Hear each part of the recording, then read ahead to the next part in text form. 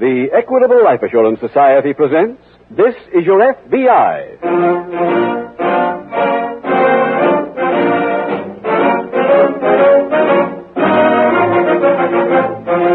This is Your F.B.I., the official broadcast from the files of the Federal Bureau of Investigation. Presented transcribed as a public service by the Equitable Life Assurance Society of the United States and the Equitable Society's representative in your community.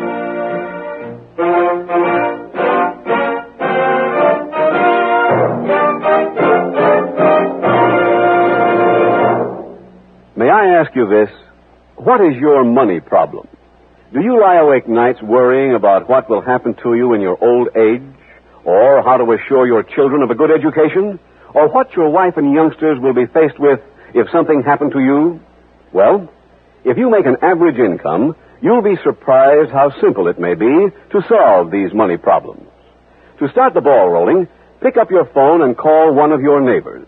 He's your local representative of the Equitable Life Assurance Society of the United States.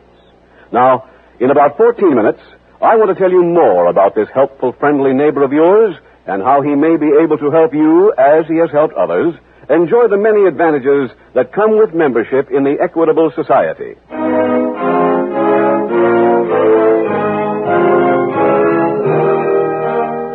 Tonight, the subject of our FBI file, Armed Robbery. Its title, The Wayward Brother.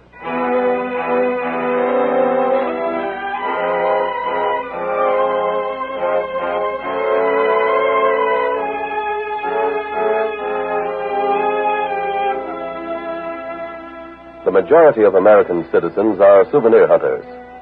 These people enjoy bringing home a relic or some remembrance of a place visited.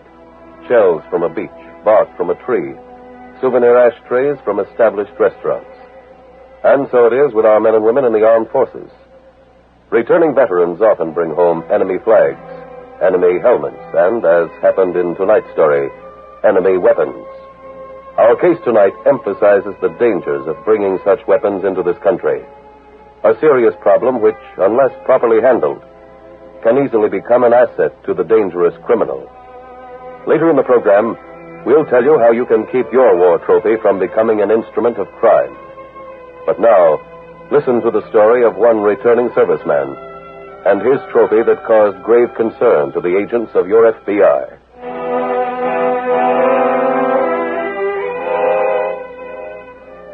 Tonight's F.B.I. file opens in a large West Coast city. A veteran wearing his uniform stops in front of an apartment house, grins, throws his gear bag over the other shoulder, and quickly walks up the apartment steps and inside to the first door on the right. Just a minute. Who is it, please? Telegram for Frank Mason. Oh, he won't be here until tomorrow, but... Frank! Oh, Frank! Oh, Frank, put me down. Frank, you shouldn't lift me Like I used to? Oh, this leg's as good as new. The doctors and wires set me back better than I left. Oh, Frank. Well, don't you ask me in? Oh, silly. Come on. It's a mess, though. We didn't expect you until... Hey, how'd you get here so fast? Oh, I caught a ride with a buddy. Oh, man. It looked the same? Frank, what are you doing? Get up. Oh, no. I told myself over there the first thing home I was going to kiss this old floor. Well, I'm glad you got to me before the floor. Hey, where's Shrimp? Well, in his room. And you better not call him Shrimp. He's grown some. I'll call him. Oh, no. Wait a minute, sis. First, I want to show you some things. Here, just let me get this gear bag open. What have you got? Here. Right on top. There. Oh, beautiful. Best kimono Tokyo could offer. Hey. Oh, and here. Here's a parasol to go with it. Oh, Frank, I don't know what to say. Okay if I lay the stuff on the table? Sure. All right. Oh, here we have an enemy sword. Yeah, they like to play King Arthur now and then. And what's that? Enemy flag, or what's left of it. Well, how'd you get it? Trade secret. Oh, here's a helmet. Thought maybe Shrimp could hang it up in his room. Frank, is that your gun? It is now. It's an automatic. They call it a Takaret. And they let you bring it home? Well, what's all the... Hey, Shrimp! Well, my gosh, it's good race. Oh, my God. I can't believe it. The leg okay? Oh, yeah, swell. Boy, you've really shot up. What do you know? 6 even. Oh, I can see why May warned me not to call you shrimp. Frank, let me heat the coffee, huh? It's already made. Yeah. How about some toast, too, huh? Coming right up, Sergeant. Oh, gee. Gee, this is great. Hey, Frank, what's all this junk on the table? Oh, just a few things I picked up over there. Oh, I brought you something, too. Yeah. Frank, it's a beaut. That's a .30 caliber automatic. Yeah? Well, what do you know? Thanks a lot, man. Oh, now hold on, kid. I brought that home for myself. Here. This is for you. The tin hat? Oh, Frank, be a good Joe. Look, I always wanted a gun like this. Why? Oh, just for kicks, you know. Oh, come on, be a pal. Let me have it. Oh, no, kid. Come on, let's go eat.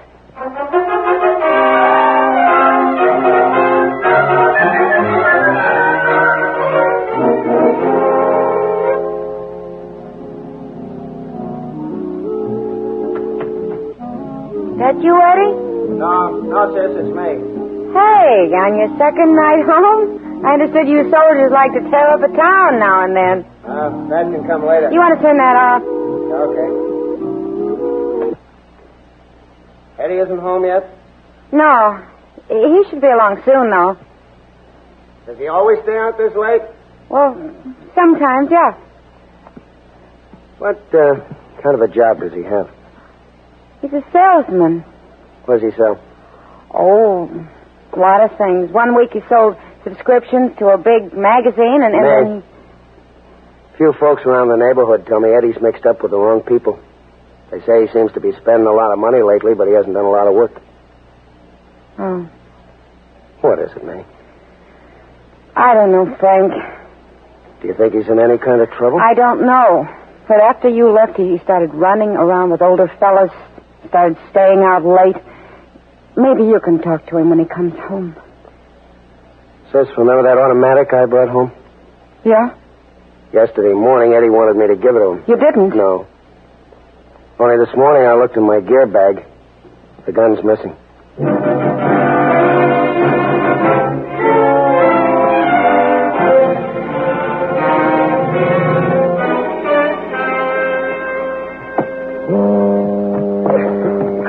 Lift.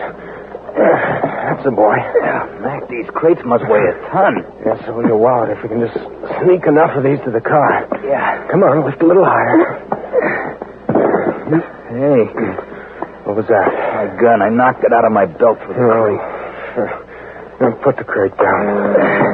It's a souvenir gun. My brother brought it back from Korea. I don't care if it's an Eskimo gun. Only a sucker carries a gun in his belt. Well, it's sort of big for my pockets. Not if you wear a coat, kid. Here, you could... Hey.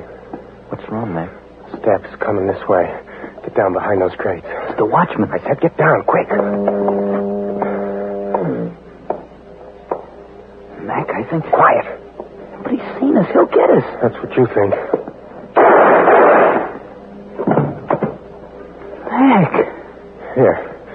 You can put this back in your belt now.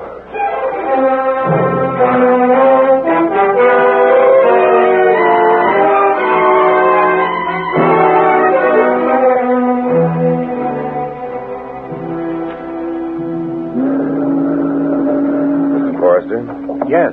I'm Special Agent Carter. This is Agent Baxter. How do you do, Mr. Parson? The body is over this way, gentlemen, by those crates. Any idea when the killing occurred, Mr. Forrester? Well, it couldn't have happened more than 3 hours ago. That's when the watchman last checked in. This was the first section he would patrol after his check-in. Well, then he must have surprised a thief or thieves attempting to steal government property here. Yes. When he failed to check in early this morning, we came out to find him. And we did. Like this. Shot twice in the neck. If you gentlemen will excuse me, I'll go back up to the street and wait for the coroner. This is a big pier. Easy to lose your way. Thank you, Mr. Forrester. If we need you, we'll call you. Please do. Jack, look here. Yeah?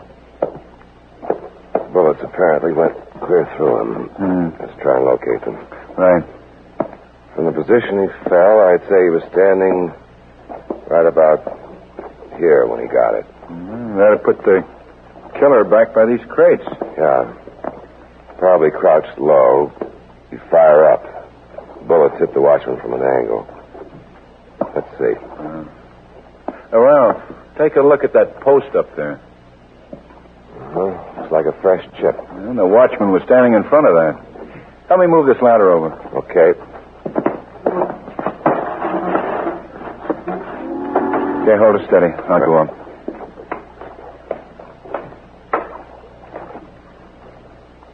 What about it, Jack? It's up here, all right. I'll get it out.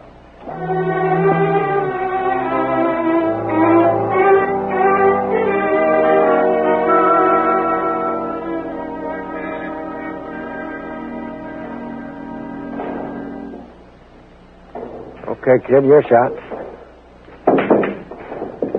Ah, nice. Now the 5.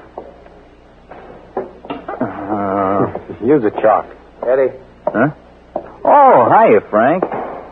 Friend of yours, kid? Yes, my brother. Frank, this is Mac. Oh, pleased to meet you. Hi. Eddie, suppose we walk home together. Who's going home? It's not even noon. Well, maybe your brother thinks you need an afternoon nap. Suppose you keep out of this.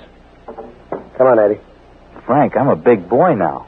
They let me in places like this without permission from my parents. I can buy a drink when I want to. So don't treat me like a kid, huh? You didn't come home last night. I stayed all night with Mac. Right? Yeah? Look, Frank, I'll be home for supper. We can talk then, huh? All right, Eddie. We'll talk then. Nice shot, Mac.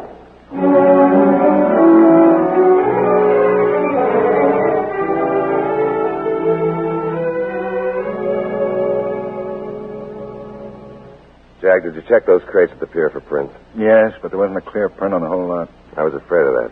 We took an inventory of the property on the pier. Nothing was missing. Chances are the killer was scared after he shot the watchman, gave up the idea of theft. What about any possible witnesses? I was only able to locate one person in the vicinity at the approximate time of the shooting. His name's Rayburn, unemployed dock worker. Do you hear the shots? No. Claims he was sleeping up the pier a little way. We're holding him for trespassing on government property, and local police are booking him for intoxication. Good. Oh, excuse me. Carter speaking. Oh, yes, Turner. Uh-huh. Yeah. Right. Good. Thanks a lot. Report just came in from the lab, Jack. The bullet we recovered was a .30 caliber. It was fired from an automatic called a Tokarev. Tokarev? Well, that's what's being used in Korea. Mm-hmm. Could have been brought home by a Korea vet, or maybe it got here some other way. Well, I'll go over the list of returning veterans in this area in the last 6 months. Fine. Now, I'll have a check made at the pawn shops.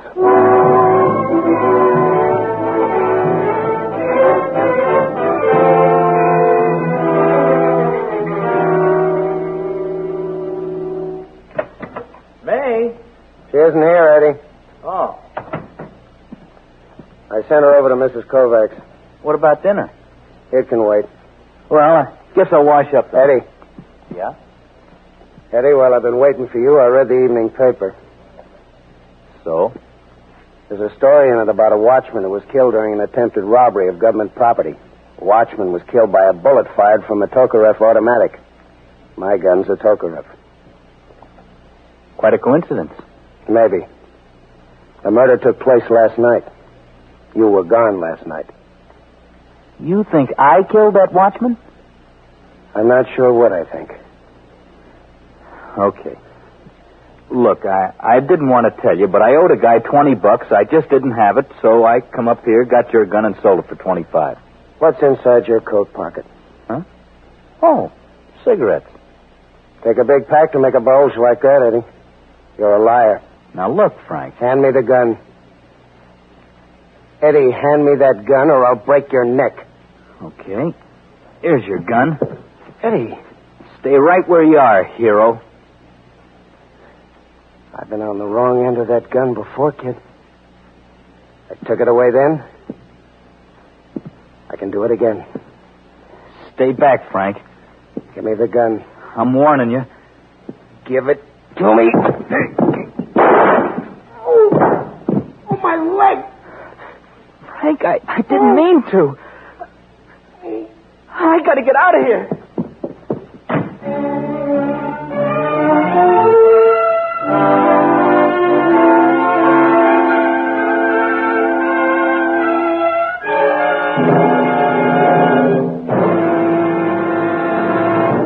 We will return in just a moment to tonight's dramatic case from the official files of your F.B.I.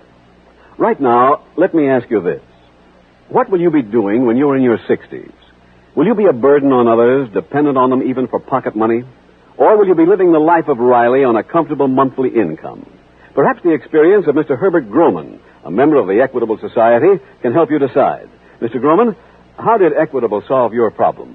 Well, a few years ago, I suddenly realized that I was pushing 40. My wife and I began to worry about what we'd do when we were in our 60s. We didn't want to be a burden on our children. And then I tuned in this program one evening, and I happened to hear you talk about a mighty interesting retirement plan. Well, that must be the Equitable Independent 60s plan. That's it. Well, as you said, I picked up the phone and called the Equitable representative. And I'm mighty glad I did. He showed us how easy it is to win freedom from money worries and job worries when we reach the 60s. He explained how the Independent 60s plan would give us a handsome check every month. Money that would let us live where we pleased and go where we pleased. And he showed me how my wife could enjoy all these advantages if something happened to me. To tell the truth, I was surprised how little it cost. Believe me, our Equitable man turned out to be a friend in need. And let me say, a friend indeed. You see, all Equitable Society representatives are friendly and helpful. The Equitable Society selects its representatives not only on the basis of character and intelligence, but also on their attitude toward people. And they're specialists in life insurance planning, thoroughly trained men. They will show you how to prepare a plan that will give you the most for your life insurance dollar without putting a burden on your budget. So, if you don't know too much about life insurance, ask the man who does know. A helpful neighbor of yours, your local Equitable representative. There's no obligation. Simply consult your local telephone directory for his name. You will find it listed in the yellow pages under the name Equitable Society. That's EQUITABLE. The Equitable Life Assurance Society of the United States.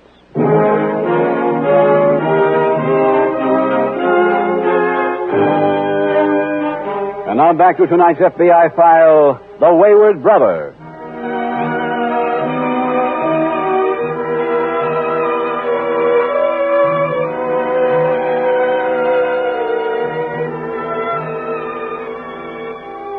A trophy of any kind is to be admired. It is to be kept and displayed proudly by the winner of such a trophy. However, trophies or souvenirs from a battle area demand careful attention. Any weapon brought home should be taken to a firearms expert and carefully rendered harmless. Too often, a small child will pick up a supposedly harmless souvenir weapon and cause the death of a playmate or his own death. And as in tonight's case, if these weapons fall into the wrong hands, they present a threat to the public and the law enforcement agencies protecting that public. So to you servicemen and women who have brought such trophies home, remember that you took them while safeguarding the American public. Please don't jeopardize that public through carelessness. Tonight's FBI file continues a few minutes after the accidental shooting of Frank Mason. His sister May returned to the apartment. She quickly called a doctor, then made Frank as comfortable as possible. Frank. Oh, Frank. It's okay, May. Drink some water. Doctor's on his way over. What happened? I shot myself. It was an accident. No, Frank. I saw Eddie run out as I came in. He did this, didn't he? Here's your gun. Yeah. Oh. May's in trouble. We've got to help him. Help him? When the doctor comes, tell him I shot myself when I was cleaning my gun. If he asks where the gun is, tell him you threw it away. You didn't want it around here anymore. You got that? Yes, but why? Honey, I'm not exactly sure what Eddie's done, but till we find out, we've got to protect him. Oh, okay. But I'm going to talk to Eddie. You know where he is? Well, I have an idea. He has a friend called Mac. I know where he lives. When you get that leg treated, I'm going to see him.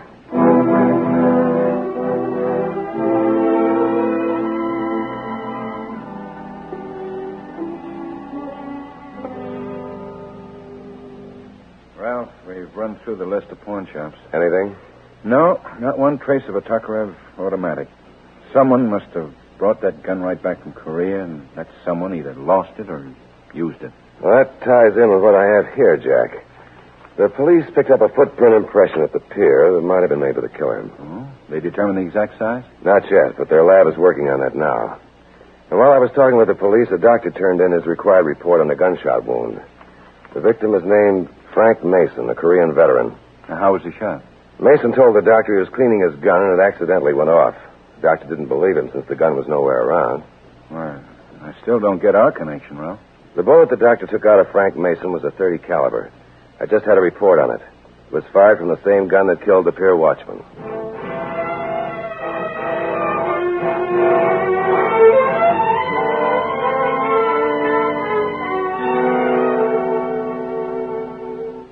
But I tell you, I shot myself. Mr. Mason, you also say you were sitting down when you were cleaning the gun. We pointed out that it wouldn't be possible for the wound to be in the position it is if you'd been sitting. Look, I guess I know if I shot myself or not. Perhaps. Now, Mr. Mason, how long have you owned a Russian Tokarev? What are you talking about? It was a Tokarev that fired the bullet into your leg, we know that. And that same gun killed a watchman last night. I still don't know what you're talking about.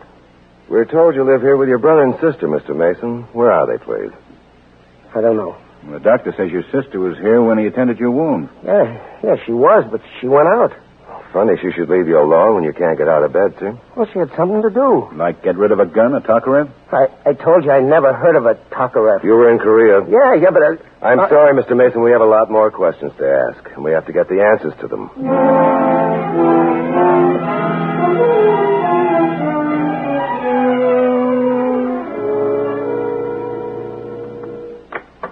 Yeah, what is it? Your name's Mac, isn't it? That's right. I'm Eddie Mason's sister. Well, what do you want here at this hour? You woke me up. I'm looking for Eddie. I haven't seen him I don't tonight. believe you. I want to come in and look around. Miss Mason, you woke me up from a sound sleep. Now you want to keep me awake while you look around my apartment. Now, that isn't very nice, is it? Eddie was with you last night. That doesn't mean he's with me every night. You made Eddie go to that pier. You're the cause of all this trouble. Trouble? Just tell me where my brother is. If you don't, I'll come back here with the police.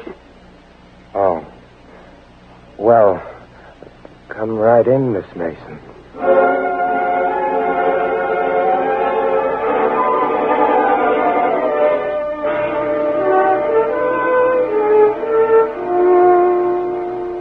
Now, let's review the facts, Mr. Mason. You told us you were sitting down. Well, maybe I wasn't. Maybe you didn't shoot yourself at all, is that it? Well, I guess.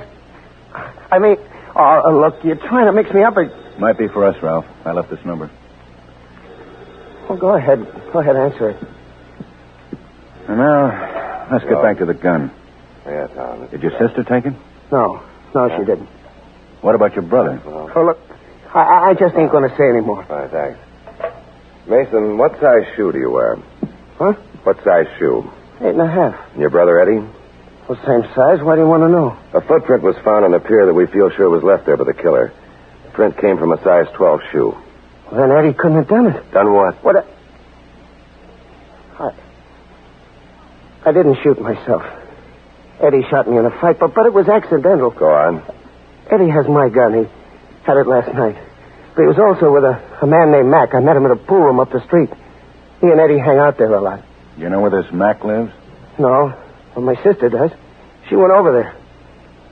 Look, I'm sorry I held out on you. So are we, and I hope you didn't hold out too long.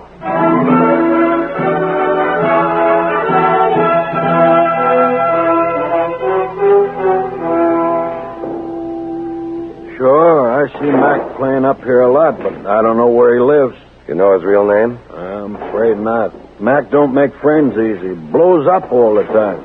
Used to raise the roof if anyone so much as used his cue stick. Cue stick? Yeah. He uses a big number 36 over in the rack. Won't let anyone else touch it.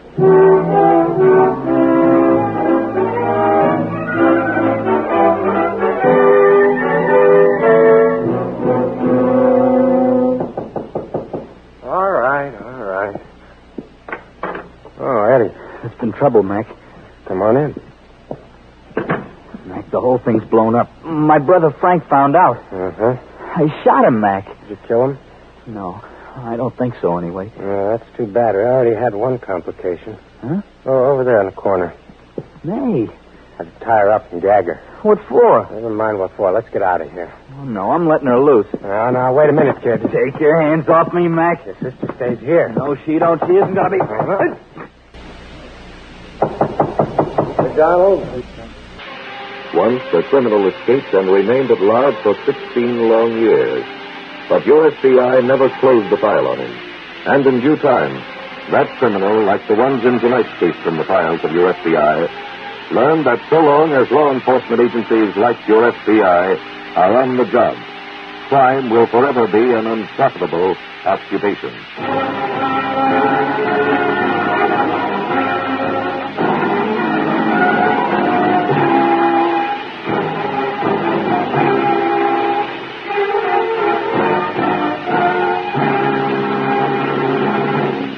Some people spend their lives being afraid. They fear for the future of their loved ones. They are fearful of being a burden on their children when they're old. They're afraid of mortgage foreclosures. They fear they'll never be able to provide an education for their children.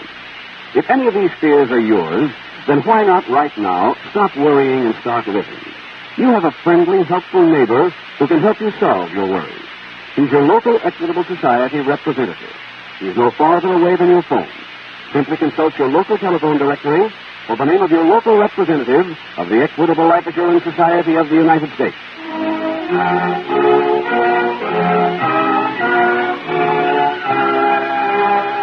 Next week, we will dramatize another case from the files of the Federal Bureau of Investigation. Its subject, homicide. Its title, The Sightseeing Killer. The incidents used in tonight's Equitable Life Assurance Society's broadcast are adapted from the files of the Federal Bureau of Investigation.